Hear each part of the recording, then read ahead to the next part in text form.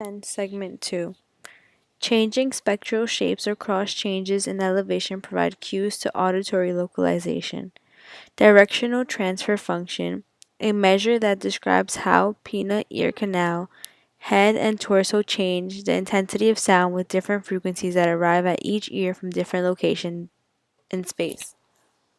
The importance of the direction transfer function in sound localization is easily understood if we consider the difference between hearing a concert live and hearing music through a set of headphones. When we wear headphones, sounds are delivered directly to the eardrums, bypassing the pinna. As a result, you may be able to get some sense of direction when listening to a concert through headphones, but the sounds will seem to come from inside your skull rather than from the outside world. It is possible to stimulate directional transfer function.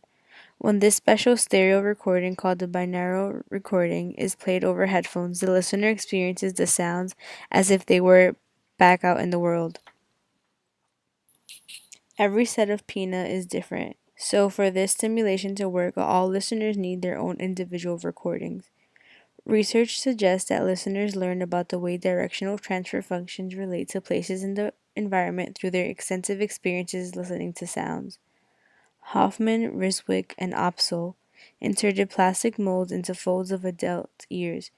As expected, listeners immediately became poorer at localizing sounds, but after 6 weeks with living with these molds in their ears, the subject's localization abilities had greatly improved. Auditory distance perception. The simplest cue for judging the distance of the sound source is the relative intensity of the sound. Because sounds become less intense with greater distance, listeners have little difficulty perceiving the relative distances of two identical sounds.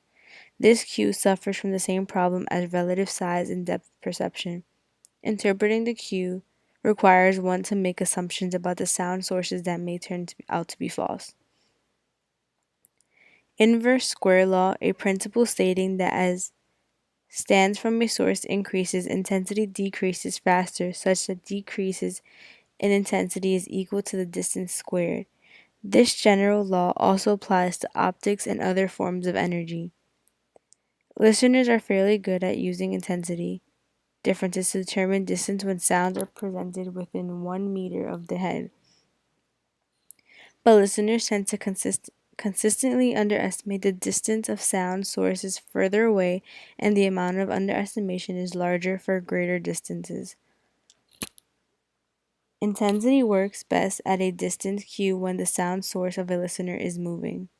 Another possible cue for auditory distance is the spectral composition of sound.